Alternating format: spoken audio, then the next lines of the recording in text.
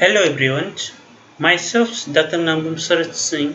I am working as an assistant professor in the Department of Zoology, Dr. Sarvepalli Radhakrishnan Government Art College, Yanam. Today I will be talking about the Epistasis. This lectures is part of an online faculty induction or orientation programs organized by Teaching Learning Centers, Ramanujan College, University of Delhi.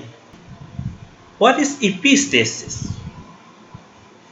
Epistasis is a genetic term in which when two or more genes influence a particular character, the expressions of the one gene will mark or modifies the effects of another genes which are present in the different locus. Okay, so in these pictures you can see the expressions of the genes B will affect the expressions of the genes A which are present in the different locations or different locus. Okay? The genes that marks the effect of the other gene is known as the epistatic genes, while the genes whose effect is marked is termed as the hypostatic genes. So in this given diagrams, genes B which marks the expressions of genes A. So gene B is the epistatic gene while genes A is the hypostatic gene. There are three types of epistasis. Recessive epistasis, in which the presence of a homozygous recessive allele at one locus prevents the expressions of the alleles at the other locus. Okay. Then you have a dominant epistasis, in which the presence of a single dominant allele at one locus is epistatic to the expressions of the alleles at the other locus. Okay. And then you have a complementary epistasis, in which the two interacted, at least one dominant allele is required to be present in the two interacting genes. Recessive epistasis. Recessive epistasis is when the homozygous presence of a recessive allele at one locus prevents or marks the expressions of allele at the other locus. Example is the coat color of Labrador Retriever dogs, which are determined by interactions between genes at two different loci.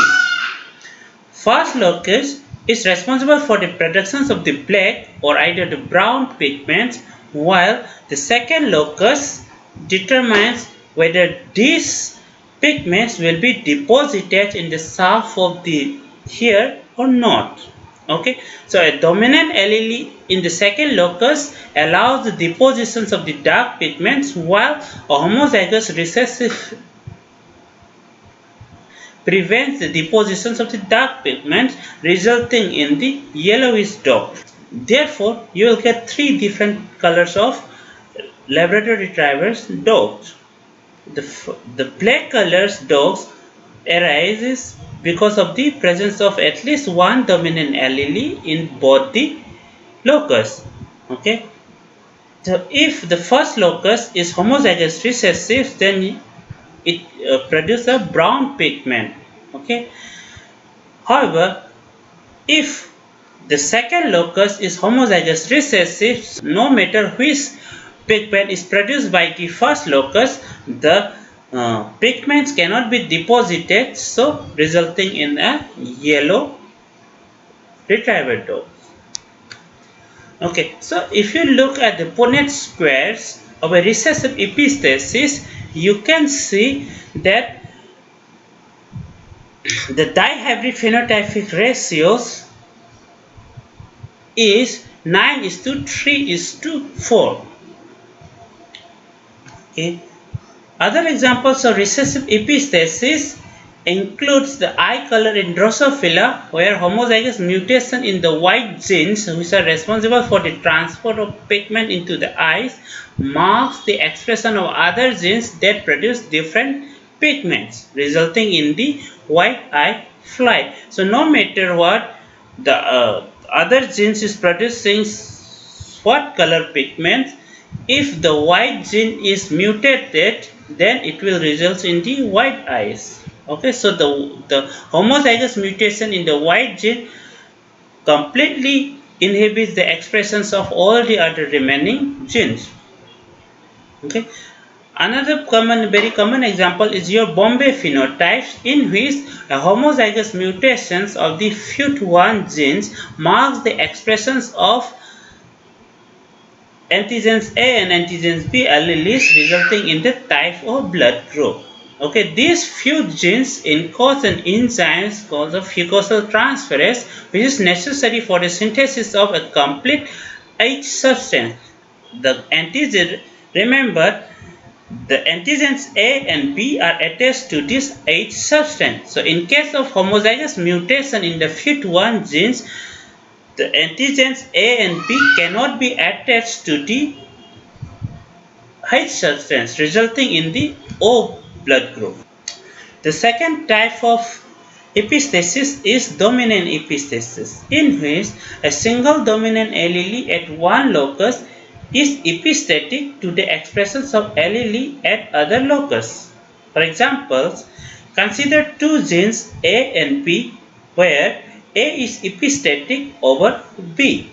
In dominant epistasis, the genotype A dash oblique B dash and A dash oblique BB will have the same phenotype because the presence of a single dominant allele A at the first locus will mark the expressions of the alleles at the second locus.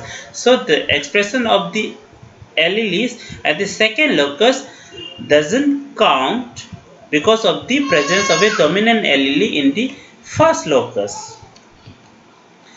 Very common examples of a dominant epistasis is a fruit color in summer squares. These summer squares fruits are available in a variety of colors. Okay, the most common are white, yellow, and the greens. When a dominant allele is present in the first locus, no matter what alleles are present in the second locus, the color of the fruit is always white. Okay, when the first locus is homozygous recessive, the presence of a dominant allele in the second locus results in the yellow colored fruit. While if the second locus is also homozygous recessive, then it results in a green colored squares. In dominant epistasis, the Punnett square shows that the dihybrid phenotypic ratios is 12 is to 3 is to 1.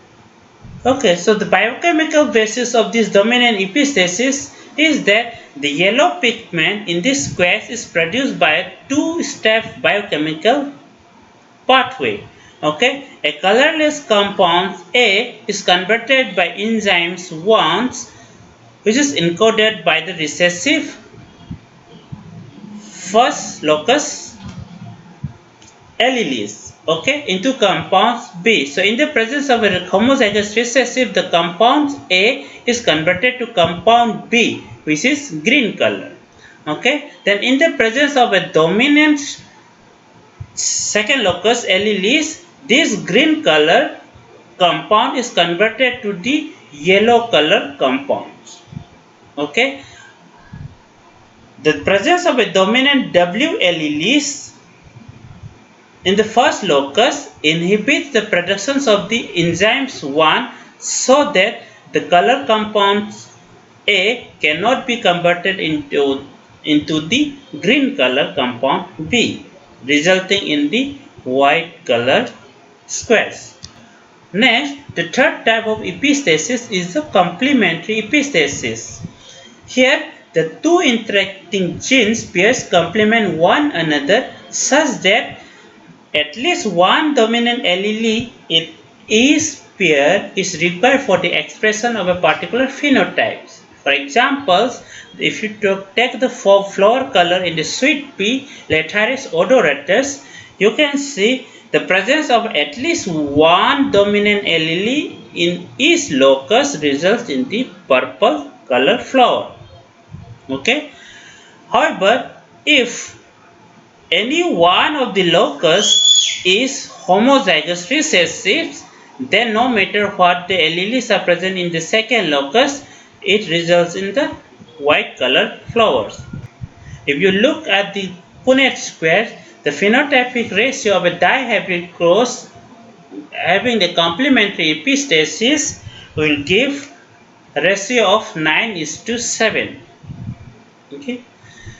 So biochemical basis of this complementary epistasis is as such that the purple color flower is due to the presence of a pigment called anthocyanin.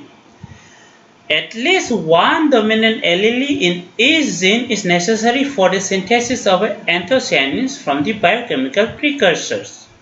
Okay, and in the absence of this dominant allele, the biosynthetic pathway is blocked and the anthocyanin is not produced, resulting in the white flowers. So you can see here, so when one dominant allele are present in each locus, then the precursor is converted to the intermediate, and the intermediate is again converted to the anthocyanin pigments, resulting in the purple colors.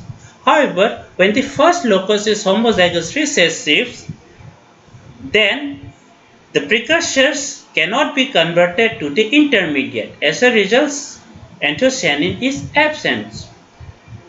And in the third case, when the second locus is homozygous recessive, the precursor is converted to the intermediate, but the intermediate cannot be converted to the anthocyanins. As a result, the flower color is white.